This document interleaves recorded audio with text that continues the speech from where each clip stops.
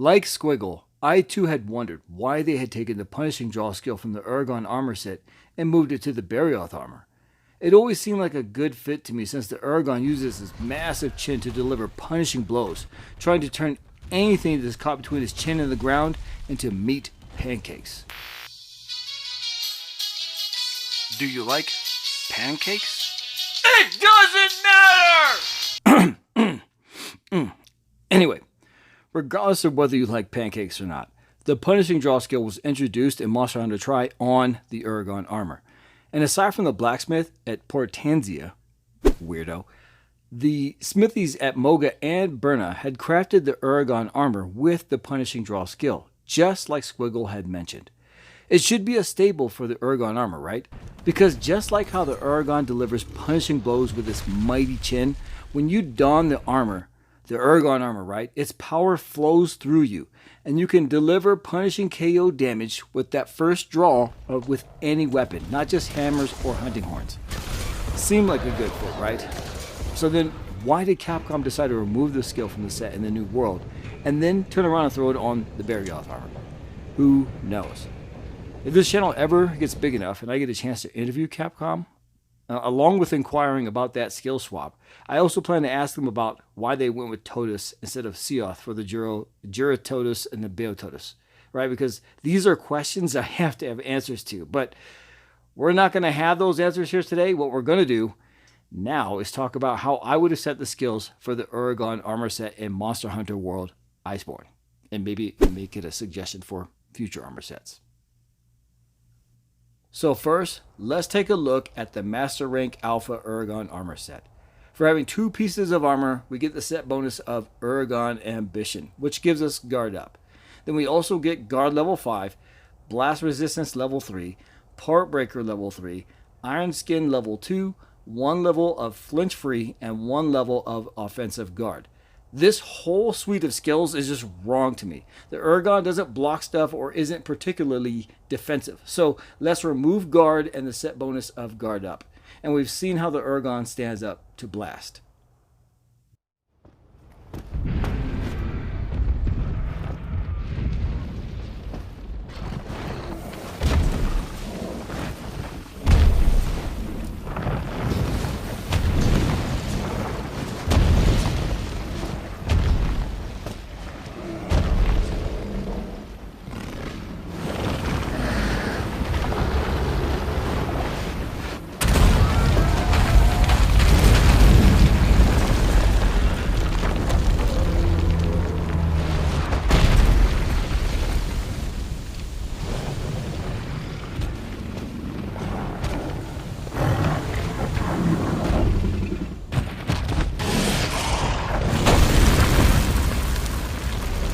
That's a poor Uragaan.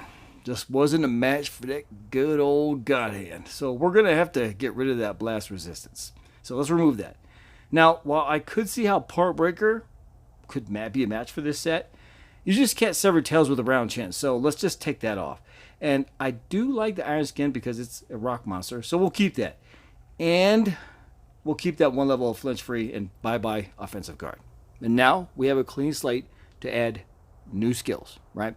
The Uragaan armor set, despite how it looks, is just not supposed to be a set with a shield. Well, you can play the game however you want, but Capcom was clearly dropping hints at Iceborne that they wanted you to use a shield with skills like guard and guard up, right? But if I'm thinking it's not supposed to be the shield set, right, then what is it supposed to be?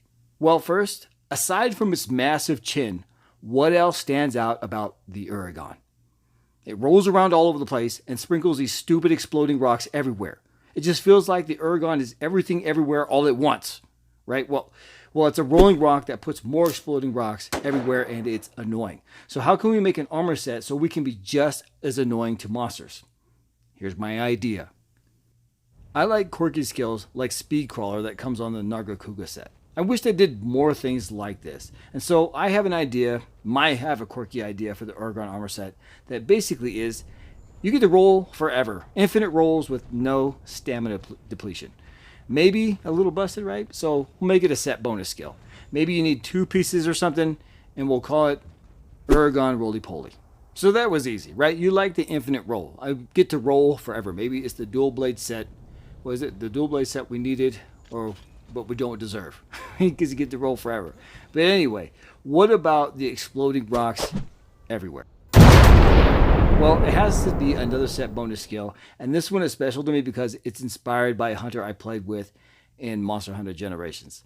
This guy used nothing else but bombs during the entire hunt. Now, I'm serious. He never drew his weapon. He just kept running around and placing bombs. So, if you're watching this video, if this is you, bro, boy, do I have the set for you.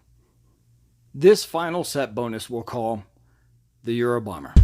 It would allow you to carry more bombs in your backpack, so we'll bump it up from 2 mega, 2 large, to 4 maybe. You can carry 4 large barrel bombs or 4 mega bombs, and you can maybe even place one more. So instead of placing 2, you can place 3.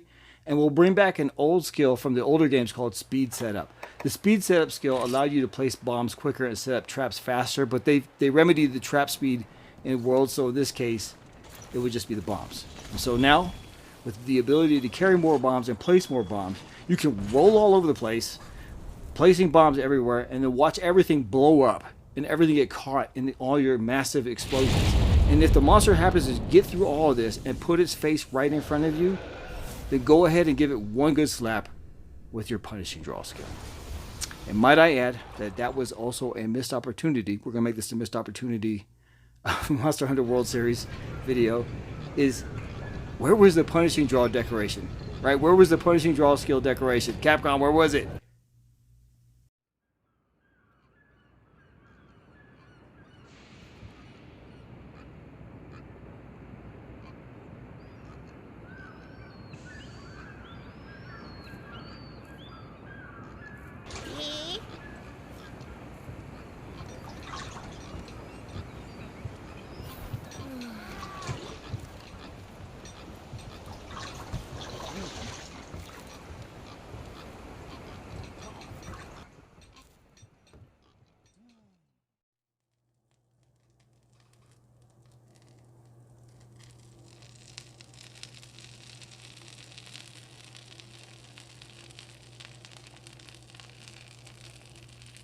The way I approach video making is as if it is a video diary.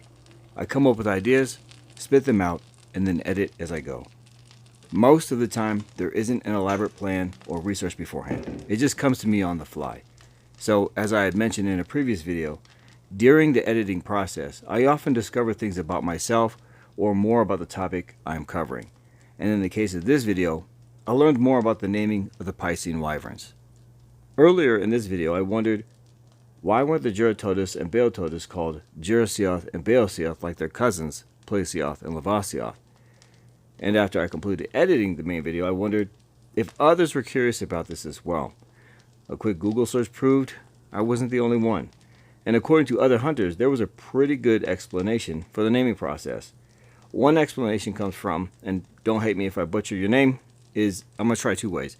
RoseKaeDae, or is it RoseKaeDae? Kaedae would be basically how my wife Rika would say it, because, you know, Japanese accent. But RoseKaeDae on Reddit, and the other from TheAmazingHat on Gamefaqs.